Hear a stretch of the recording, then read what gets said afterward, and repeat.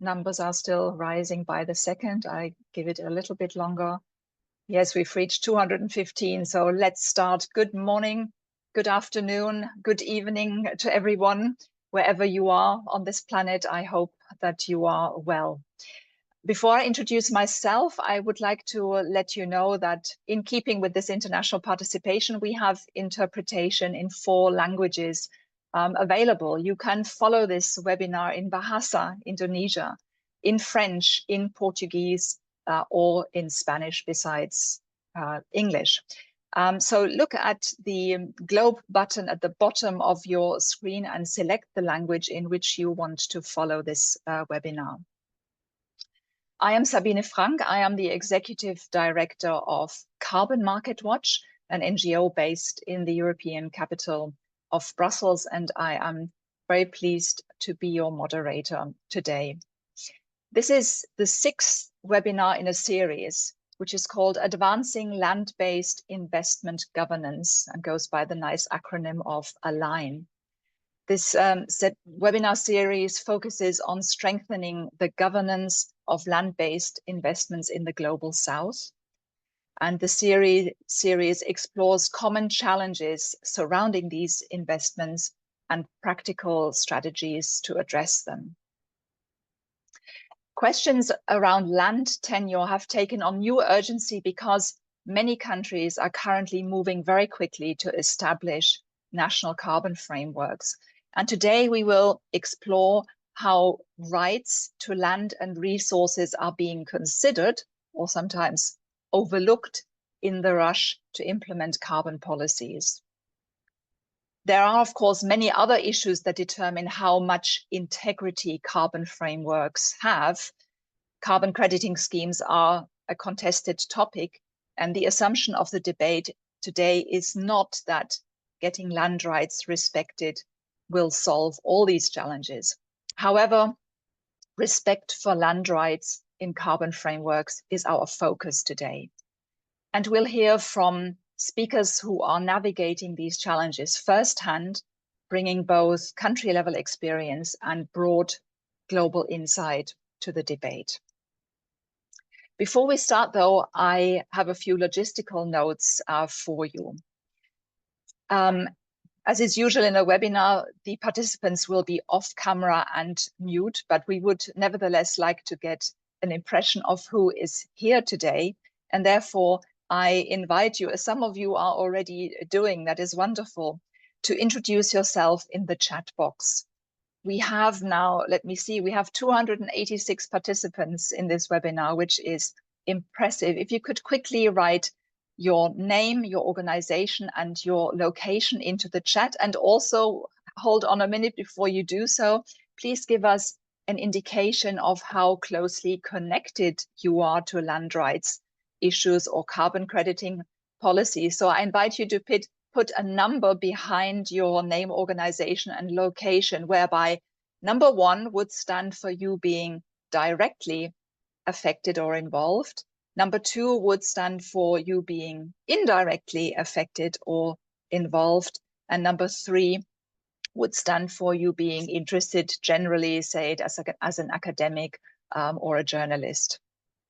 So I see, yeah, some people are picking it up, putting their number in there. I see 2, 3, 1. Yes, so we have a variety of intensities of interest in this topic. Wonderful. Let me also tell you that this webinar is being streamlined live on multiple platforms. Later on, you will have the opportunity to pose questions. For that, I invite you to use the Q&A function. So not the chat function, but the Q&A function at the bottom of your screen. You can ask questions in all 4 languages that are supported, and we will pick out as many questions as possible for answer later in the webinar. To help us with this picking out of questions, please make your questions as concise as possible, ideally not exceeding 2 sentences. And finally, in the interest of transparency, let me tell you that today's session is being recorded and you will receive the link to the video afterwards. And also an article with the key messages from this webinar will be published later on the website of the Land portal. Now, let me introduce the speakers. You already see them here on screen. We will get the perspectives today from 3 different continents, 3 different countries, and also get a global view on the development of carbon frameworks. Talking to us from the Philippines, we have Edna Magigad waving to us. Edna is an independent legal and policy specialist. She has worked on carbon policy development and carbon project development and implementation with a variety of bodies, the UNDP, Philippine government agencies such as the Department of Environment and Natural Resources and the National Commission on Indigenous Peoples, but also with external agencies such as the GIZ from Germany, with NGOs, the private sector, and various communities. So we have a very experienced expert here with us in Edna. Talking to us from Zambia is Isaac Mwaipopo. Hello, Isaac, who is Executive Director of the Center for Trade Policy and Development. He supports policymakers, civil society organizations, traditional leaders, and local communities to engage effectively with private developers and with carbon markets trading projects. Great to have your expertise in the room, Isaac. And talking to us from Brazil is Johnny Fernandes Gifoni, who is public defender of the state of Pará. Hello, Johnny. He is also a PhD candidate in human rights with a focus on socio-environmental rights and a specialization in the fundamental rights of indigenous people and other ethnically differentiated peoples of the Amazon and Pan-Amazon region. And Johnny has been working on the consultation of consent in practice project, developing training sessions for indigenous, Quilombola, and Riverside community leaders on the fundamental rights to consultation on consent on climate change and carbon projects in traditional territories. So also a wealth of expertise here in the form of Johnny. And to complete the panel, we have Rebecca Iwerks, who is Director of the Global Land and Environmental Justice Initiative at NAMATI based in New York. She supports frontline justice actors responding to carbon projects, learning about carbon markets and advocating for their rights. A warm welcome to you all, dear panelists. And I'd like to start it off with Rebecca, asking you, can you give us an overview of how land rights are connected with carbon markets? Thanks very much, Sabine, and thank you so much for those who have joined us. Just looking through the chat, I'm seeing that we have a big variety of backgrounds of people who are joining us today. We have some people who are joining from the land rights community who are really comfortable with that language. We have some who are joining more from a carbon market community who are really comfortable with that language. And so how do these two things connect? We will endeavor to not use too many acronyms, but bear with us as we try to explain. For nature-based carbon projects, so these are projects that tend to use nature to absorb or to store carbon in some ways. These projects tend to impact really big areas of land. And because of where those projects happen, usually in more rural areas like forest or grasslands or mangroves, much of the land that is impacted by those projects is land that is managed by communities with informal or insecure tenure rights. So for example, in Africa and Asia, where these markets are expanding really quickly, 80% of the land managed by indigenous people is through informal tenure regimes. And so when we understand that much of the that these projects impact big pieces of land, and the land that it is happening on tends to be land that is not as clearly defined in terms of tenure rights, or that there has not been formal recognition of that tenure rights, it creates, it can create the potential for conflict. And we've seen that happen in specific examples. So there are places that we can point to, specific projects that we can point to that have found their way to Guardian headlines, where communities have been removed from their land, or where there has been conflict over the land rights because of often at the root of it, because of the legal framework doesn't either recognize the communities that are living on that land, or the carbon framework hasn't really made an allowance for how to deal with communities that have been living on the land before a carbon project starts, which is why big bodies like the Intergovernmental Panel on Climate Change have noted the importance of the risk of going forward with carbon projects without clear tenure rights or having insecure tenure rights involved in the carbon projects. And it's not that there's a lack of understanding of the importance in tenure security in forests or deserts or other places, right? That those in global frameworks that try to look at managing forests often mention the importance of tenure rights, but the folks who tend to work on carbon projects don't have the same access to those conversations often. And so we're seeing that in carbon discussions, the land rights tends to not come to the forefront of those conversations. And so the idea is to really make sure that we're linking those. And another place where those are linked, so in addition to understanding who has rights to own or access or use that land, there's also the issue of who has the right to benefit from the carbon on that land. And sometimes that's not exactly the same thing. So if you think of carbon as a asset, which not everyone would agree with that characterization, but if we think of a right to financially or otherwise benefit from the carbon on the land, that sometimes there's a different actor that is written in national law to benefit from it than who has the right to own and access or use that land. And sometimes that isn't clear. In many, many cases, that carbon right is not clearly defined. And so that creates more confusion then, not just about whether a project could go forward or who should be consented about a project, but also then who has a right to benefit from that project. Thanks a lot, Rebecca. And would you be so kind to give us another piece of context and tell us why is it that we are seeing so many new national carbon frameworks emerging now? So there are two big factors that we see that are creating the impetus for many national governments to create more national frameworks right now. So one is Article 6, so the UNFCCC, the broad agreement about how to address the climate crisis. In Article 6, which is just the sixth chapter of that agreement, had two big decisions last year that moved forward carbon markets under that space. So one of those decisions is about Article 6.4, which is this ability to trade freely, or a new market mechanism within the UNFCCC. And that basically creates a voluntary carbon market under the UNFCCC. That has some standards for social and environmental impacts, but on land rights, it's a little bit more weak. And then the other big area is the Article 6.2, which is the opportunity to trade between countries. And because of both of these spaces, a lot of national governments are wanting to participate in these markets, the Article 6.2 and 6.4. And to do so, they have to create, or they are being encouraged to create frameworks that would govern the carbon projects within their space.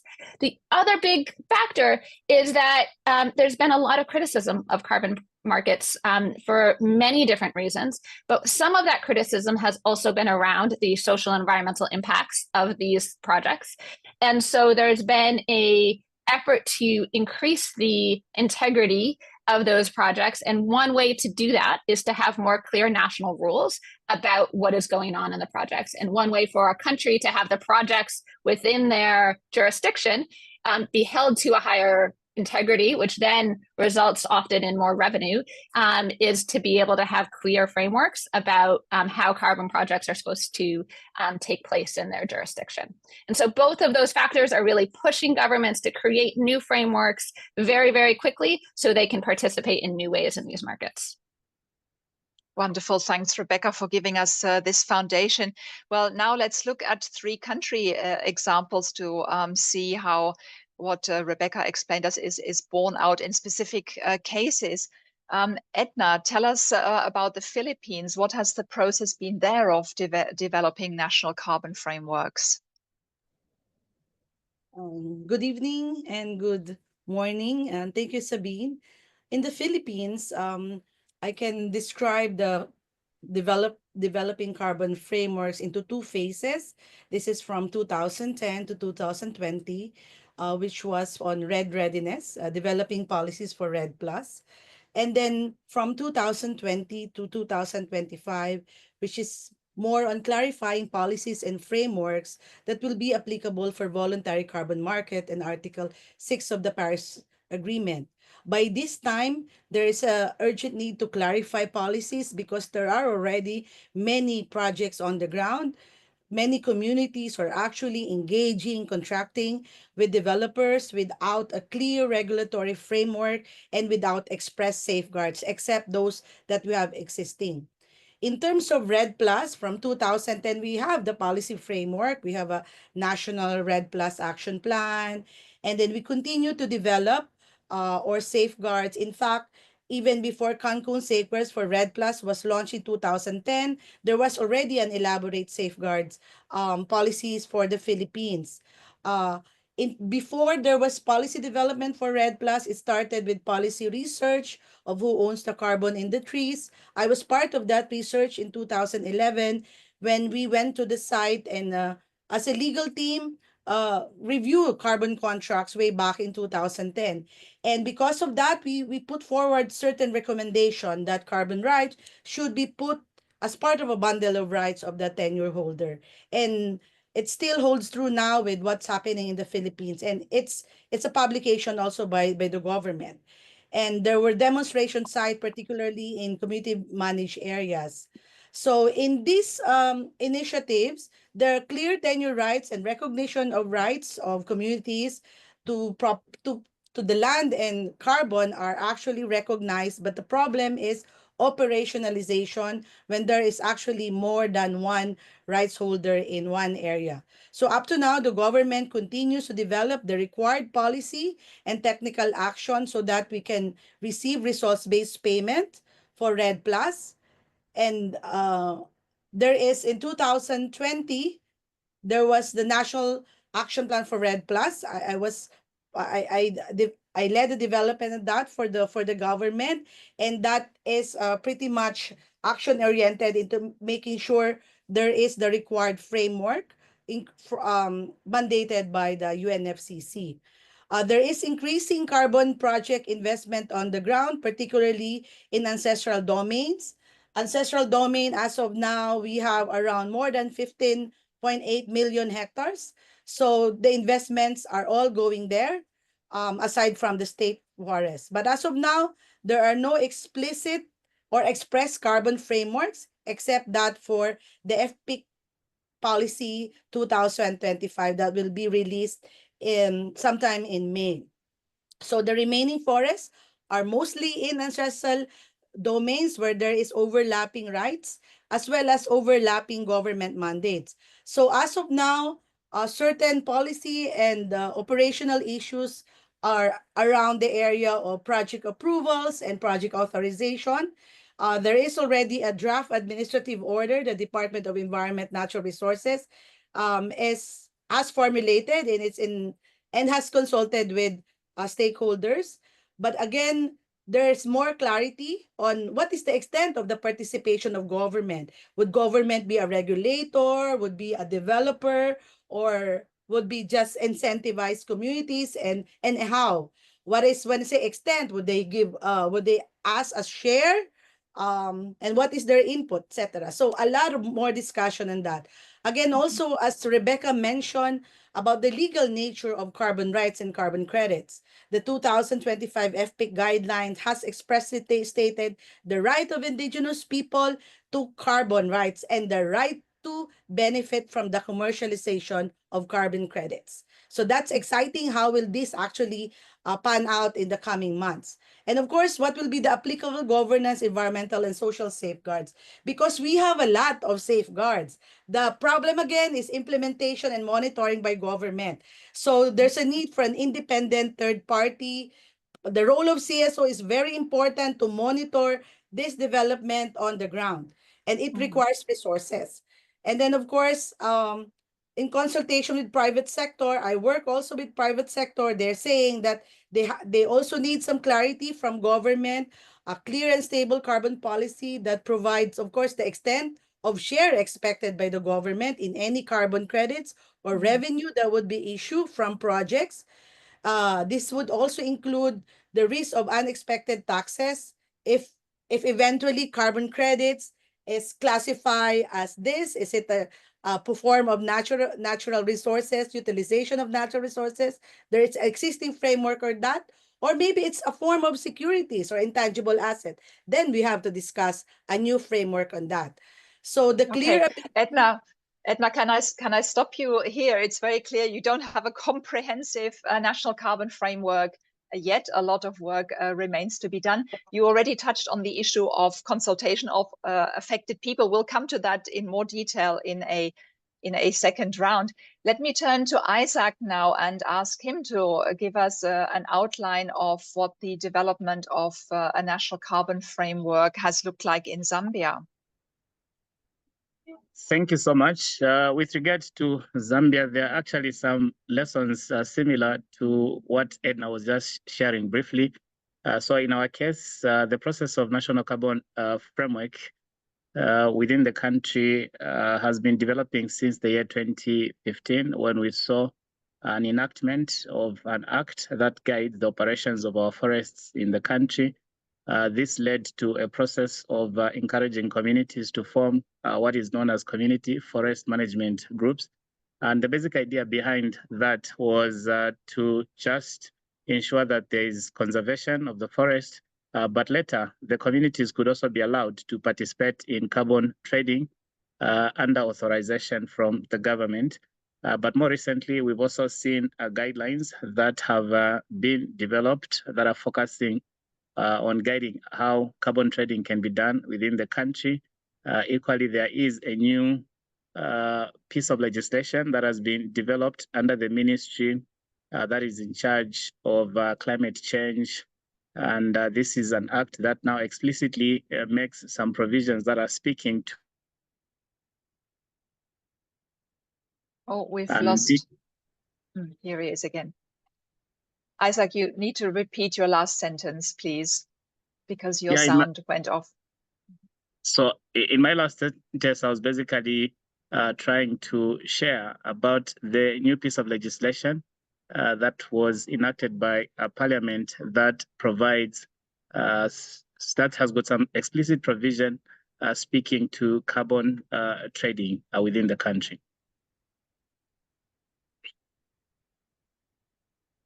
Okay, thank you. So 2 pieces of legislation that have to be reconciled yet in practice. Yes. So those pieces of legislation, there is need actually to just ensure that they're speaking to each other so that ultimately we can also reconcile the interest of the various players that we have within the space. We have private developers. We also have communities. We also have government whose interests vary. If you look at the private sector, players or the developers, they are more into this agenda for profit making of money. And it is also not clear in terms of how much they are making because there's lack of disclosure in terms of the trading practices. In the case of the Zambian government, they are also actively getting on board to participate in carbon trading agenda.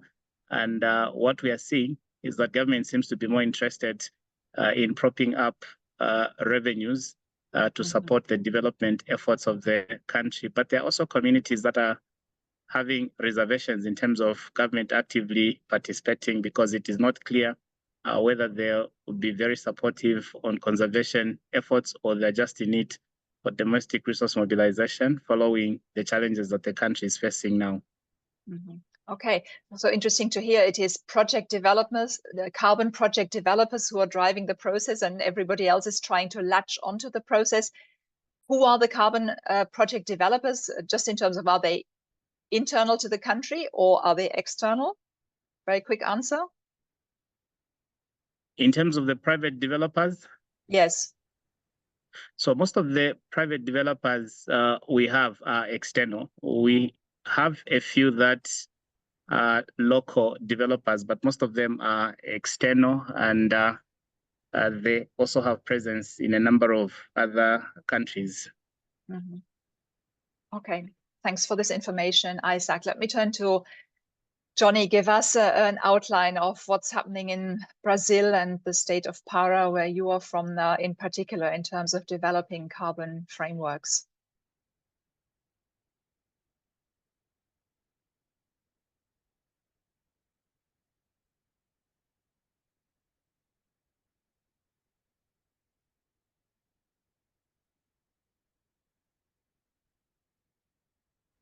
Good morning to all. Thank you very much, Sabine. In Brazil, we have some similarities compared to what had been said by Isaac. In Brazil, we have this issue of legal framework.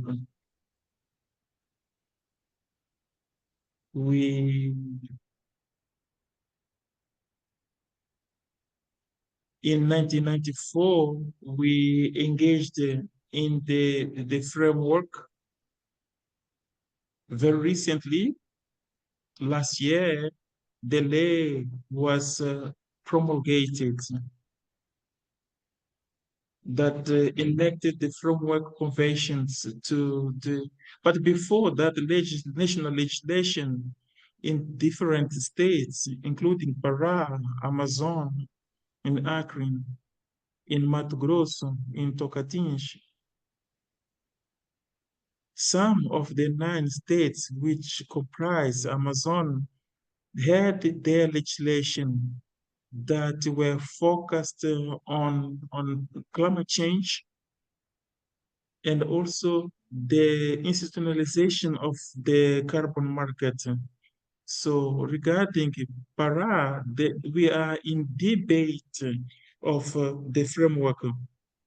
Now, many of the indigenous communities, it's something that we've been experiencing when we talk about Brazil, is that in Brazil, many people are not aware of other communities that I would call them people from the forests that are apart from the indigenous community, quilombolas, the riverbanks communities, that their own territories.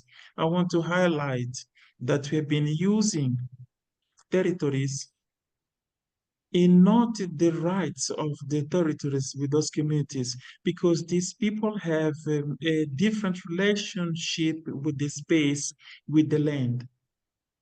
I would like to highlight here that in Amazon, there is a carbon market that has been legally,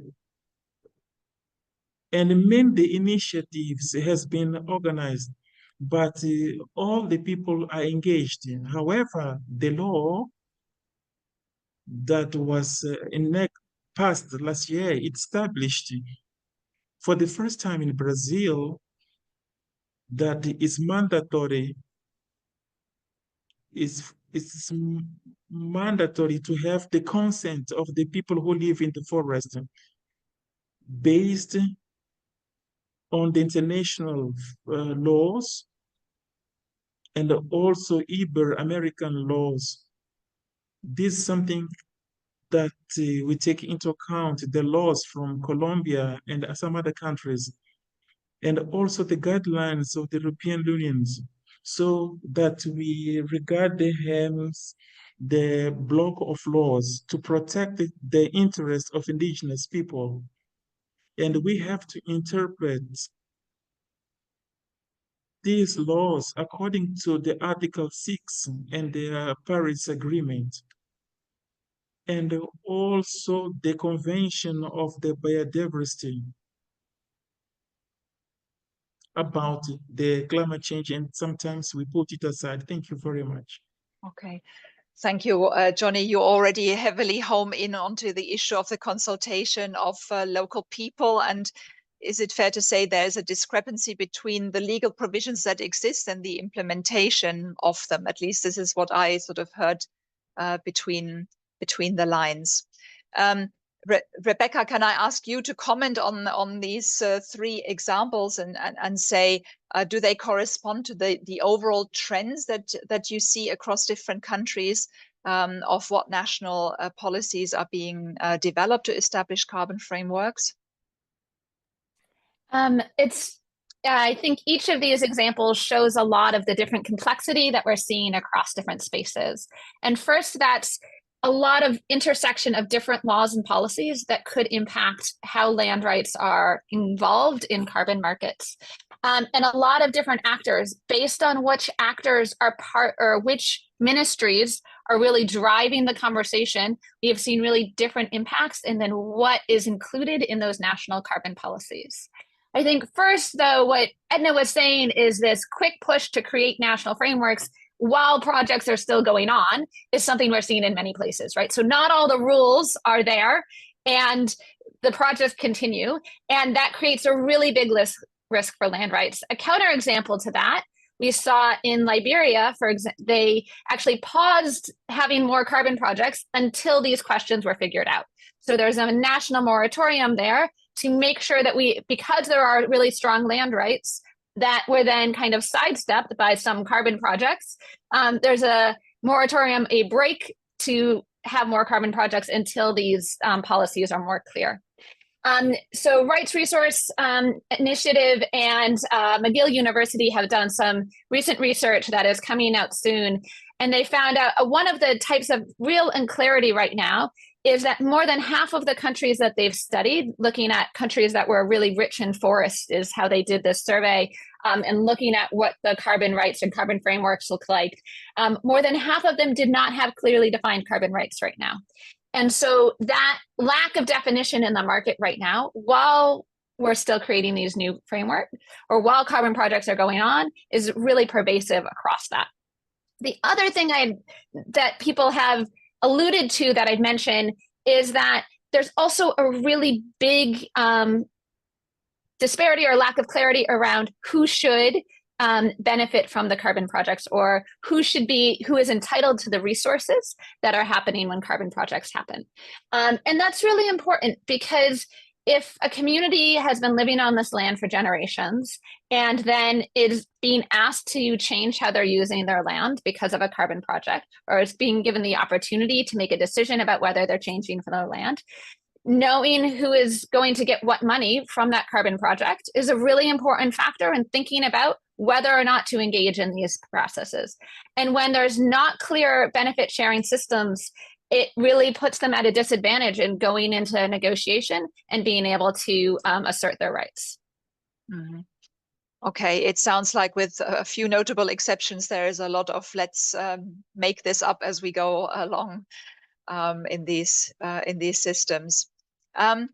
Before we look a bit more closely at consultation provisions, let's explore the connection between carbon frameworks and land use issues a bit more. And Isaac, let me ask you, how is Zambia dealing with the possible links between land access, ownership, and use rules on the one hand and carbon markets on the other? Well, in the case of Zambia, and with some of the communities that we have been working with, we haven't yet come across significant problems with regards to access and use of land. But we are also cognizant of the fact that land in our country is vested in the presidency. And we also have another provision that speaks to having chiefs retaining a significant control on how land is used under customary laws. So in most of these communities where we are working, a number of traditional leaders have more authority with regards to determination on how land is being used. And this is also being done without consultations with most of the communities where some of these projects are taking place. And some of the chiefs are actually getting resources from the private developers, which is undisclosed. They're also forming initiatives called trusts. But if you look at the people that play a bigger role in terms of determining how resources that are deposited into trusts is used. Predominantly, it's the chief, and those resources are never utilized in a transparent manner, which would say it's to the benefit of the entire community. Okay, so significant problems with regard to who holds power over land in Zambia. Johnny, same question to you. How do you see the links between land use, access ownership, and use rules on the one hand, and carbon markets on the other in your territory?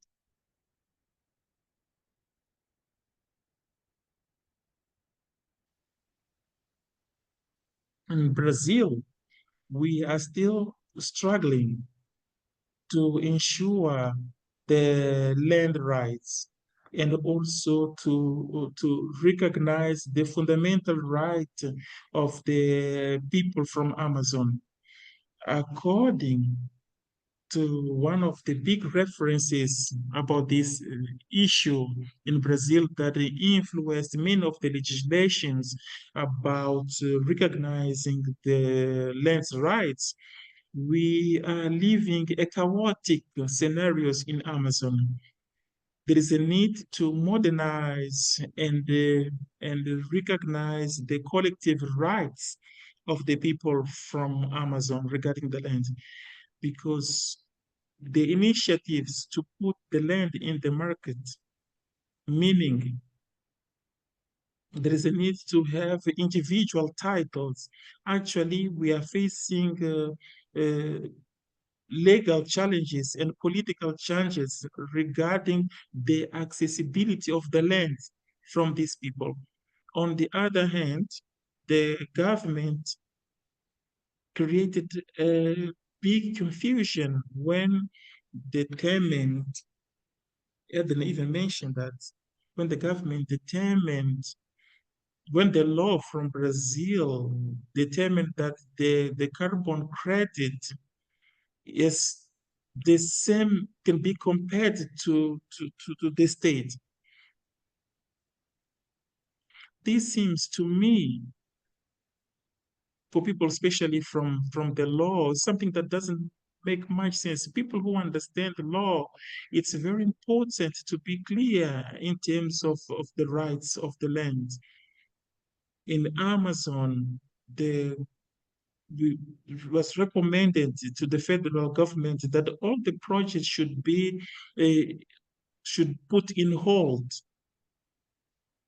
after working on the fundamental rights regarding this issue. So this initiative made that the Quilombolas and the indigenous people created an instrument that is called the Autonomous Protocol on Biodiversity and Consent. With these tools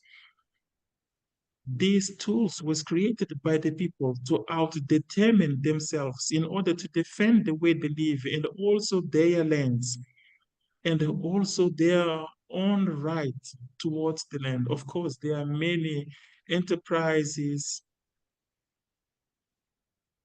There are many enterprises that have been trying to make use of these instruments and create different protocols that were created by the communities. So now the communities have been suffering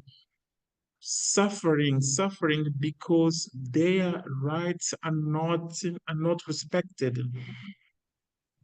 They know their own rights, but they are not aware of the international rights and the governmental rights.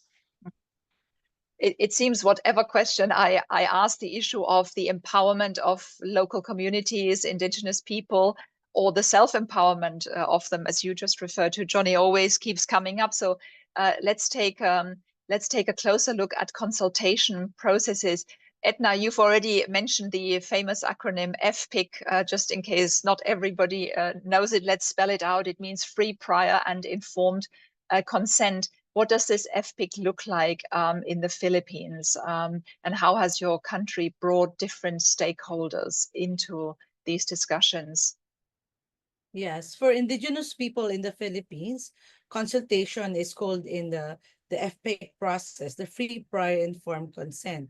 So it's a legal requirement in the Philippines because we have the Indigenous Peoples' Rights Act. So any proponent of a project, so whether you are private or government agency, that the project may impact IPs and their ancestral domain, must first obtain the community consent before the government can grant the approval. So it's the recognized or legitimate ancestral domain holders who would have the right to give the FPIC.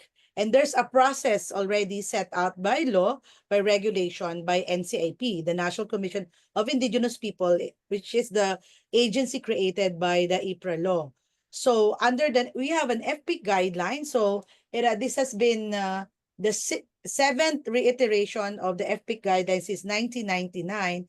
So for carbon projects, in 2012 guidelines, it was classified as extractive intrusive large-scale project. So the FPIC process is similar to the mining, extractive, etc. So it would take months or it could be years. The process adheres to certain principle like primacy of customary law. The consent is a consensus and collective decision-making of the ancestral domain holders. There's respect for property rights, vested rights, and of course, transparency, accessibility. In the context of carbon project, it's very important that FPIC is actually genuine and really transparent because this is also the place where benefit sharing takes place. And if there is a resolution by the community that, yes, we want to be part of the carbon project, then there is a document called the Memorandum of Agreement that sets the conditions of the consent, the roles and responsibility. So in the past, there's no operational guidelines.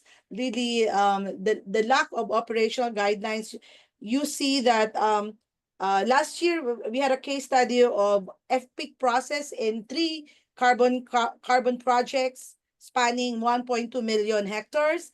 And we saw that they're the same activity, but different categories of FPIC process. Some saying it's just a research, some is just saying it's just planting. So there's really that exciting different stories of developers and communities. But recently, last month, the NCIP came out with a 2025 FPIC guidelines. There's a chapter on forest carbon. And from the case studies, certain gaps have been addressed. And a number of gaps are, for example, it sets out a certain provision of a MOA that should be there, a certain agenda that project developer should follow during community assemblies. There is also express provision on carbon rights ownership by Indigenous people, their right to the carbon credits, non-transferability of this consent because you see certain investors are carbon project developers. They would transfer their rights to other developers. No, you cannot do that. You have to go through another FPIC because it's a different person altogether. So it's clearly complex and complicated and a lot to be said, but we take away the process exists, but it is not consistently applied, and there is a lot of scope for developing it yet to be effective. Thanks for that insight. Yes. And I turn to Isaac and to Johnny with the same question, with a request for a short answer, because with a view to my clock, I realize I have to begin to economize with time. So Isaac, how has Zambia brought in different stakeholders into these discussions about carbon frameworks? So previously, these conversations and consultations were largely driven by the private players, the developers of the actual projects. But in more recent times, we have a more active participation from the civil society as well as government, of course, triggered by a number of interests, some of which I've already spoken to. Part of these interests are related to the energy transition. In some of these projects or areas that are being earmarked for carbon trading, there are actually minerals that support the energy transition. And then government has also seen this as an opportunity. So they've started actively engaging, and civil society organizations are also looking out for the interest of the communities that are supporting projects of this nature, to just see to it that benefits are mutual and there are clear guidelines with regards to how proceeds are shared. Okay, so civil society involvement, that's not yet to say it's effective civil society involvement, but at least there is a consideration for the opinions of civil society. And Johnny, a brief answer from you, if you can. How are indigenous people in Brazil trying to get recognition for their processes of consent that already exist? How are they using these nascent carbon frameworks to push more for the recognition of their protocols?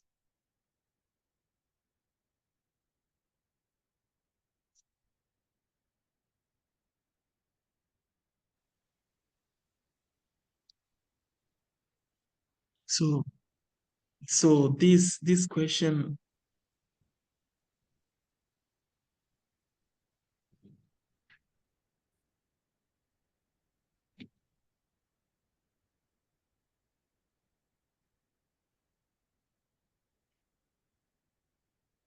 well, in Brazil, we have the indigenous people and the Quilombola people, that they have their own rights, which are recognized by the law and different legislations.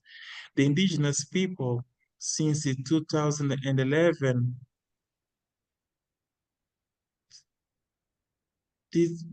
have been developing documents that they call community protocols that are based on the consent. Since 2016, these people, indigenous and other people from the forest from Brazil, especially in Amazon, they started being harassed by different enterprises. They are trying to something that was mentioned by Isaac, because when I'm talking about the carbon market in Brazil, I'm thinking about mining and different hydro companies,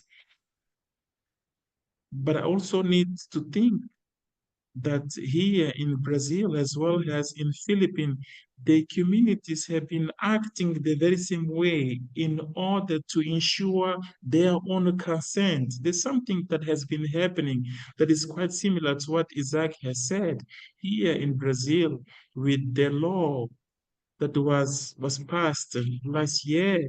The responsibility there is a responsibility.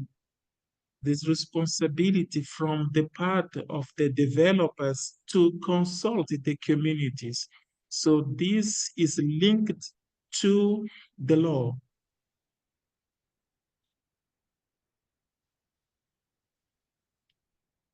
Because all the interventions is directly linked to the well-being of the people from the community. So they need to be consulted. So various communities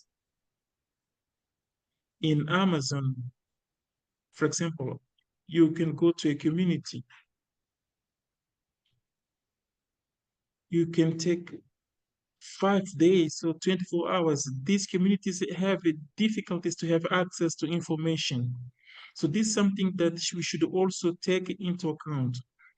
We have to think how different actors should contribute to develop the tools that they are working on in order to protect themselves, to protect their lands. Thank you so much. Thanks a lot, Johnny. And the issue of the development of carbon projects comes on top of serious issues with many other non-related industrial projects, right, that are a threat to the environment and to the land rights of indigenous people. So it's a complex situation. Now, time is getting scarce, but there are at least 2 issues which I'd still like to cover in our discussion here. And I'm opening the next round with a request for short answers. Let's explore this a connection between carbon projects and biodiversity. Carbon projects, carbon storage in land does not necessarily go hand in hand with the protection of biodiversity. There can be conflicts of interest between the two aims of carbon storage and biodiversity protection. Please, the three of you, please give us a short answer of how you see this connection between the two aims respected or borne out in the discussions on the establishment of carbon frameworks. Edna, briefly, if you can. Yes, so in terms of land uses for carbon markets, it can complement a biodiversity initiative, and they can actually coexist simultaneously. However, there is really the challenge because there's no official inventory of land usage intended for carbon markets, but there is a carbon registry that is being set up by the Department of Environment. It goes back to the real problem of the absence of a national land use law that manages the use of land in terms of production. Land uses for carbon markets would also benefit from having a land use law because of the issue of permanence. However, if despite the lack of a national land use law, there at the local level we have land use regulations at different levels of province, municipality, and city, and then of course at the tenure level. And it's at the tenure level where carbon project for the voluntary carbon markets are actually developed, and you have their land and resource management plan. So with this is a very important plan which can actually provide alignment into the goals of the community for biodiversity, for climate, as well as for improved community well-being. Under all regulations, all investment, including carbon project, has to follow the spatial considerations in these plans. So I think that's a good safeguard as of now. Okay, thank you. So it's very clear the two should be compatible, but some work left to be done to ensure they really are compatible. And Isaac, how does this issue look in Zambia, reconciling carbon storage and biodiversity? Well, in the case of Zambia, I think there's a lot of work that needs to be done in terms of providing for legislation that would protect areas where these projects are to run. Take, for instance, some of the projects that we have within the country that are related to carbon credit trading, areas which have critical minerals like I had mentioned earlier. So we find conflicts related to licenses that are provided. On one hand, there's a developer that has been granted permission to proceed. On the other hand, someone comes with a provided license from the ministry that is in charge of mines, and indicating that they've been allowed to undertake explorations and in some instances mining itself. So there would be need to have clear laws, but besides that, effective coordination of key ministries such as the ones in charge of mines, forests, agriculture, as well as those that are in charge of water resources. So the watchful eye of civil society will continue to be required, Isaac. Johnny, brief answer from you on this issue.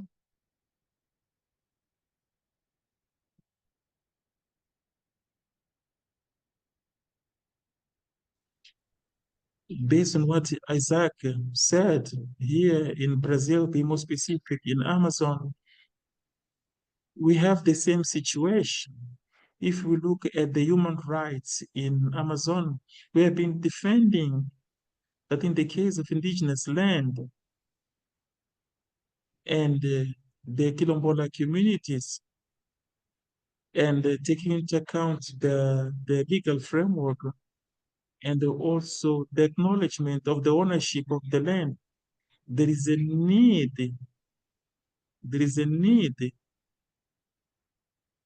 there is a need that the communities foresee in their laws, in their customary laws, and their protocols that the changes should be conducted with direct consent. In those protocols relate the contracts. They have to take into account the heritage places, because it causes problems with the expansion of the industrial explorations. And also it impacts on the gas emission that will impact on the biodiversity and the effect that may derive from this carbon project. Thanks a lot for a quick allusion to the complexity of matters. Let us turn to a last panel round looking at the importance of land data. Rebecca, tell us in general, how does access to accurate and transparent land data support the development of equitable and effective national carbon frameworks? What's the ideal, so to speak, in terms of data availability? Thanks, Sabine. And so one of the things we've been working on with the Grassroots Justice Network is bringing together communities who have been impacted by these carbon projects and who found themselves in the middle of them, and what type of policies they want to see, and coming together around some what we've been calling the carbon justice principles. And part of that is really about making sure that the land rights are clear before a project goes forward. But part of that is also about access to information, right? And so having access to information, yes, about the tenure rights before a project goes forward, but also access to information about the projects that are happening around them, and transparent access to information about that type of data for communities is really, really important.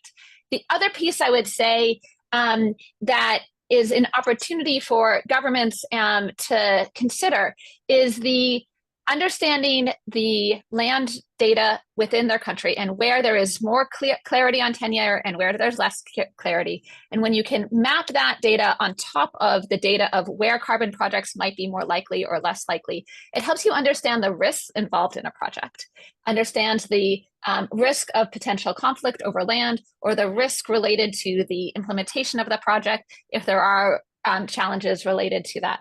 And so there's a lot of power that governments could use to be able to map those two pieces of data together while they're making choices about really what is the best use of land, what are the different ways to understand how they're going to get to their nationally determined contributions, or other ways that they're trying to use the land in that space. Okay. In one sentence, good land data help assess risks and track impacts of carbon crediting projects. So they couldn't be more important. I turn to the other three panelists to give us a quick snapshot of the data situation in your countries. Edna, what's it like in the Philippines? Okay, I agree that it's very important that we have accurate and transparent land data in developing carbon policy frameworks. But even before the access, the important element is the availability of data. And if the collected data is representative of the required data, it's very important for carbon project, because we need to identify the rights holders who will be accountable for the carbon outcomes, and who would be responsible if there's failure for project and risk, etc. At the same time, we have the government, of course, would have forest statistics and tenure data, but at the same time, at the ground level, this need to be actually validated. There's requirement for documentation, and there's requirement, of course, on data on land and forest conflicts. That's very important for carbon project. So there's yet no, as far as I know, there is yet no organized collection of data for land usage for carbon project, except for inventory of carbon projects in the Philippines, particularly on forest areas. So it's actually an identified priority need in the Philippines. we're looking at this proposed carbon registry. Hopefully, it's precise and geotag up to the single square meter to accurately reflect the status of the land and avoid conflicts. There's also the need to really have, aside from data on land, I think basic first is an understanding of the terminology used in carbon projects, in land, in forest data, because policymakers need to understand this. There's a lack of educating our policymakers, the lack of educating particularly our communities. So on this, because we might be talking about the same concept, but actually different interpretation. And it happens a lot. And it actually is a bottleneck for very clear and effective carbon policy development. And lastly, it's very important that these data are available to stakeholders and it's user-friendly and regularly updated. Communities now, they're very high-tech.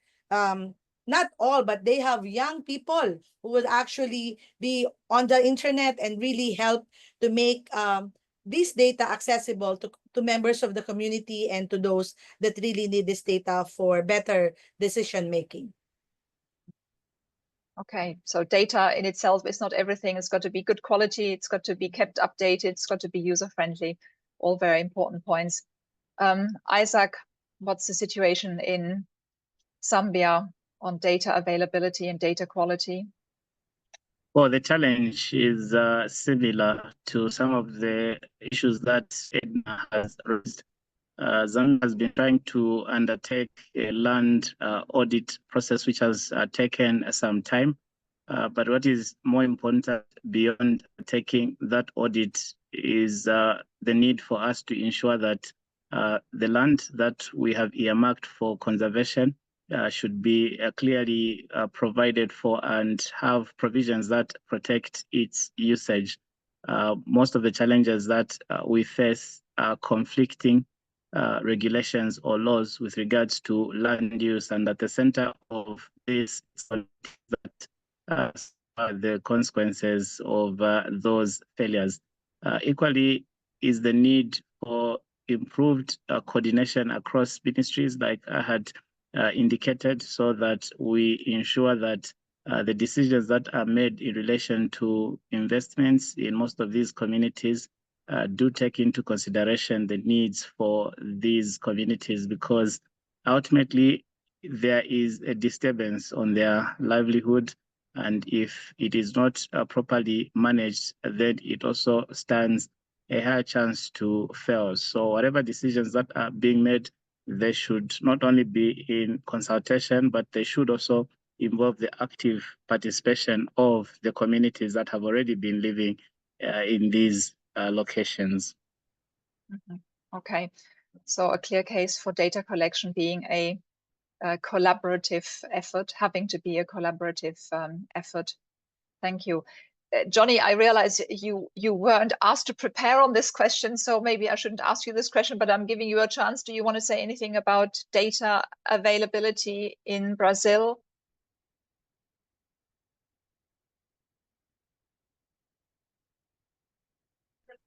In Brazil, we have been facing serious difficulties to get access to data from the public institutions because they don't have the data related to the registrations of the lands and also the procedures. As I said, there is a chaotic situation in Amazon. Many teachers, many scientists, many technicians in academia have been debating as to how we can influence the government to put all those data available, accessible to everyone, and especially they should validate the data. So all the data should be validated, should be crossed. The cancellation of matriculations, the use of the properties, And Okay, also, Johnny, we're getting you. We're probably of the three examples here. There is the greatest call to end data chaos, to bring order and quality to data collection. Thanks for that glimpse to the challenge that you are facing. We wanted to leave time for questions and answers, for answers to the questions in the audience. And I see there has been quite an appetite. There are many questions, and I've had some very industrious helpers backstage who have pulled out questions and prioritized them. So let's tackle some of them. Some are addressed to specific panelists. For others, I will have to see who is ready to answer them. A first question comes from Emile Seren, who is very pertinently asking, is there any analysis relating to indigenous peoples' carbon rights that is based on international human rights law rather than national law? Now, I don't know whether we have enough specialism here on the panel to answer that question, but let's see, is there a volunteer to answer that question? How does international human rights law rather than national law come in determining indigenous people's carbon rights? Rebecca, maybe? Yeah, why don't I take this first, and then also if Johnny or Edna want to jump in. So overall, right, there's international human rights law that protects indigenous people's rights to free, prior, informed consent. And also there are frameworks that protect rights or articulate the protection of sovereignty for particular types of land. So for forests or for other, for deserts, and think about indigenous people's rights in that could be applied to carbon projects, right? If we think about that.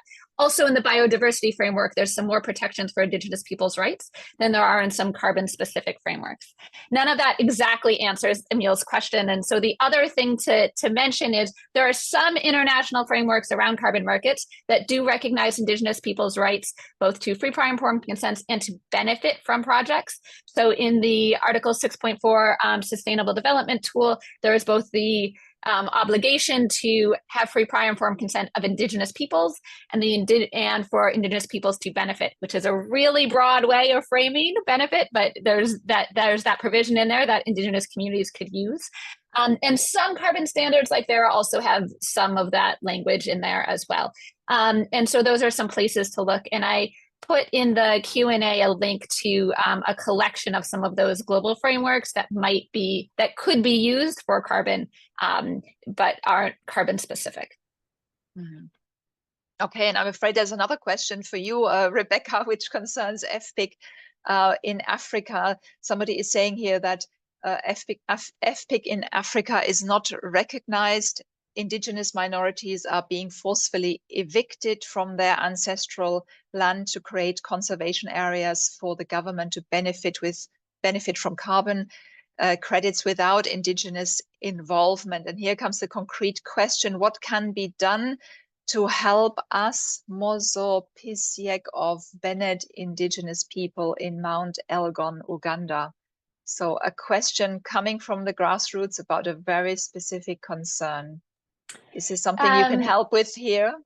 Sure. So first, thanks very much for raising this issue. And I think what you are experiencing is what we are seeing in many places. Part of that has to do with lack of recognition of indigenous rights, right? And part of that has to do with this push to move forward.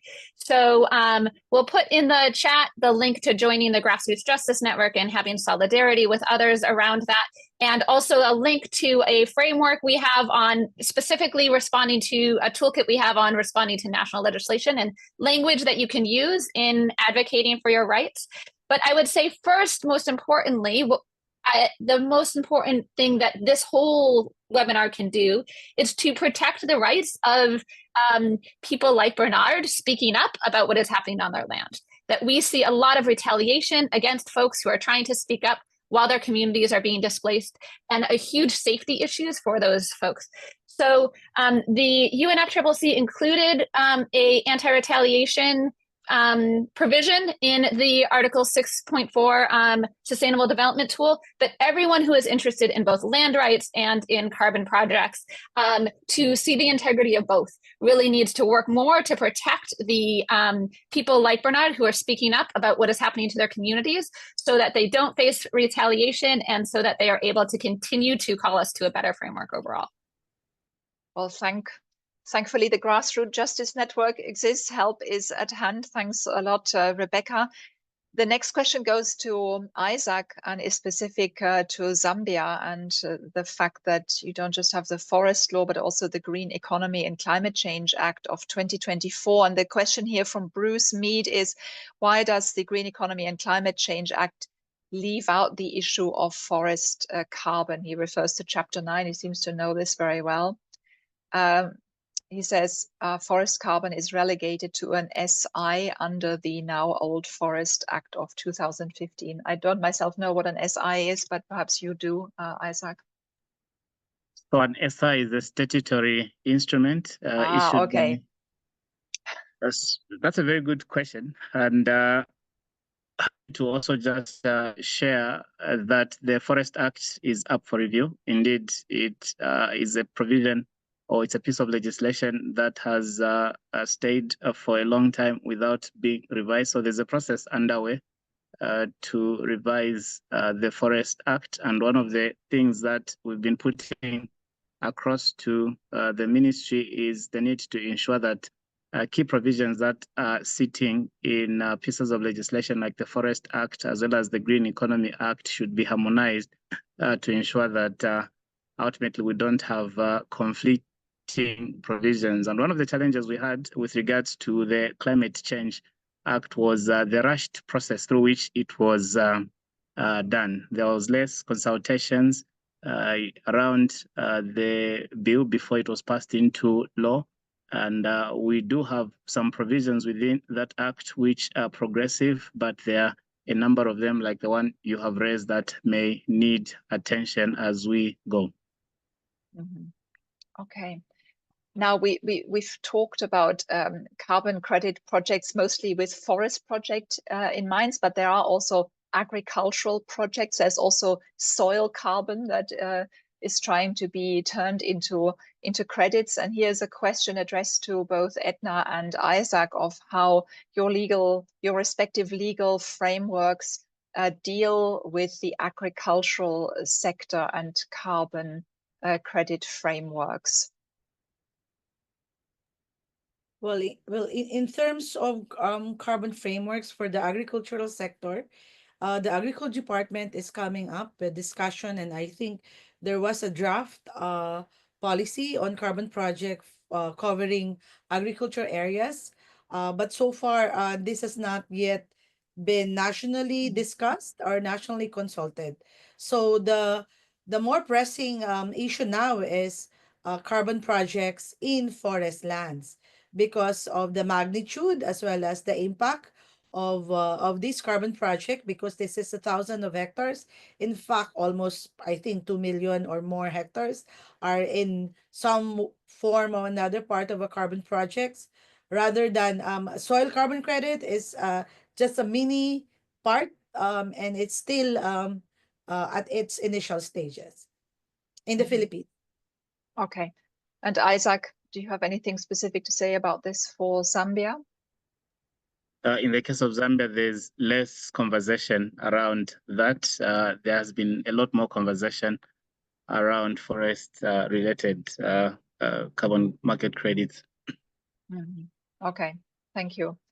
Edna, the next question is also for you. There is somebody who has a detailed interest into FPIC and would like to know how does the FPIC procedure, how do the FPIC procedures differ for the different categories under Philippine law that you mentioned? Yeah, because FPIC here is statutorily mandated, so there's a elaborate procedure on that. So what the government through the National Commission on Indigenous People did is to categorize the different project activities to make sure that the principles of FPIC are actually followed. So if it's just a basic service delivery from a government a government agency, so it could be just validation, right? It's a very simple process, very simple requirement. If it's from an NGO, a livelihood program, it's also a very simple process. But if you have long-term, very extractive, intrusive projects like mining, hydro dam, etc., like that, another set of process. If it's small scale, and small scale as well as non-extractive, you have a different set of process and different set of documents. So that's the how it is actually managed now. So all of that, at the end of the day, there is a certification from the government agency that indeed the free prior informed consent was actually secured by the proponent. And it's very important as well because each activity would entail different roles from the indigenous community. Some would require royalty, so there should be an elaborate process in that. Some would require bonds, cash bonds, surety bonds to answer for damages if the project would have some damages. So it's really elaborate. So I did that's my very simple answer to your question, but I can send you the current 2012 guidelines and Okay, yeah. It Yeah. sounds like this needs a one-to-one follow-up, Edna, but thanks for the insight that you have provided. The next question comes from Athena Caron and is quite a challenging one. I wonder who will pick that one up. The person asking alludes to the fact that there can be different land tenure systems within one country. So I guess the reference or the difference alluded to here is between formalized tenure and informal, just customary tenure. And how can this be reconciled? How can different tenure systems be reconciled within one carbon framework? And the focus here is in particular on revenue sharing. Can one revenue sharing system be integrated in a national carbon framework that applies to different kinds of tenure, land tenure systems? Rebecca, I almost fear this goes to you again, but Edna, no, Edna is raising her hand. Let's have Edna go first, and then I will jump in. Yeah, I think for carbon project, the importance of tenure is actually first because carbon project is a requirement of the standards, carbon standard, whether gold or Vera, other, is that the proponent should show ownership of the project activities or should show management or operational control. So it is very important that the project developer would contract with the rightful owner of the land. So the importance of having tenure rights are actually those that are recognized by the national law or the host country where the project is. And also because once there is that recognition of these rights, rights to the project activities, it's very easy actually to say who gets to transfer these rights, who gets to benefit from the carbon credits when there's now credits. And then there's also the provisions around safeguards, and it also depends on maybe tenure rights. But in the context, that's in the context of the voluntary carbon market. But in the context of REDD+, there is kind of a different system. I think a recognition of tenure rights is important, primarily for identification of beneficiaries of the results-based payments, not actually for the transfer of carbon credits and all that. So that's just my take on why this tenure and identifying tenure rights relates to project development and carbon markets and credits. Thank you, Edna. Rebecca, do you have something to add? Any twist on the answer? Yeah, I would just say, I think it's actually more simple than we make it sometimes. I think the communities that live and own and have access to the land and have rights, whether they be customary or formal, should be the ones who are recognized in a carbon project as those who have the tenure rights to that land. And so it's really possible to write that type of language in a national carbon policy or in others. And in that toolkit that we shared, there's some examples of that, and Kenya being a particular, a stronger one, in part because of their constitution really recognizes customary rights. I think part of the question is also asking about benefit sharing and how that might change based on different types of tenure. And I think in places like Liberia, where that example is mentioning, there are already some benefit sharing rules for folks who are in forest or in other, have different rights to tenure. And I think it's a good conversation to have about how to incorporate those existing rules into carbon rules, or whether there's a different type of benefit sharing that would happen for carbon projects versus other types of forest protection projects. And that's a really important debate to be having if you already have some of those rules for what revenue sharing looks like for different projects on different types of land. Mm-hmm. Well, it's great to hear that something can be simple sometimes, Rebecca. Thanks very much for that. And here comes another very intelligent question. Andrew Davis draws our attention to the distinction between conceiving of carbon rights as assets and carbon rights as activities. And he asks, does conceiving of carbon rights as assets ever put communities at a disadvantage in negotiations concerning carbon credit projects or jurisdictional programs? Does anybody want to speak to this difference of carbon rights as an asset or as an activity? Maybe I can go at it. Yeah, go for it, Edna.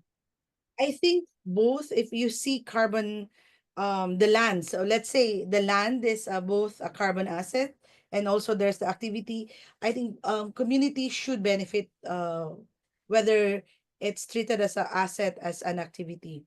If you see, so I've observed in carbon projects on the ground, because this is massive in terms of number of hectares, when it's actually an ARR, afforestation, reforestation, revegetation, so planting, the activity is actually managed, and the communities are very active in the activity. So, but then of course the resources that would be important for the activity is by the developer. So because there is that activity, so they would have a share in the activity. As an asset, it's always a given. I think personally, it's always a given that both the land and the standing forest there, as a carbon asset, the community would have the rights to it. But here in the Philippines, we make sure that even in the activity proper, the communities are actually the first one to be involved in the activity, because they're actually looking for livelihoods in these areas. So, and because these are also community managed areas, it's really good business practice for developers to engage the community in the activity and the project activities, or the project that generates the emission reduction. Okay, I hope that satisfies Michael Brown. Sorry, Andrew Davis. The next question is from Michael Brown. And he offers us his broad conclusion on the whole panel, and is checking in with the panelists whether he has drawn the right conclusion. And that his conclusion is that there is no broad social license for carbon projects in neither the Philippines, Brazil, or Zambia. No broad license for social carbon projects. In other words, I suppose it means it doesn't come from the grassroots. It doesn't come from the people as such. It is something that comes from the outside or from above. And then communities have to reckon with the prospect of these projects and see how they relate to them and how they protect their rights in them. Do you go along with this conclusion? Johnny, perhaps first?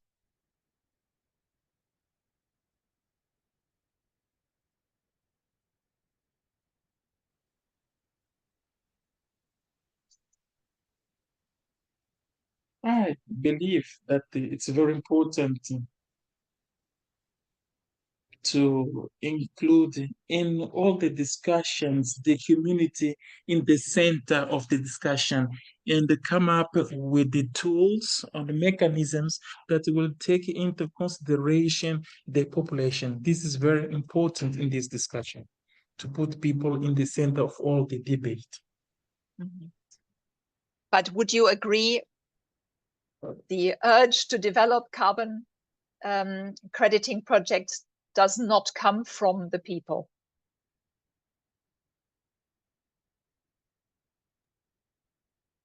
I agree in the case of Zambia, that this is not driven by local communities.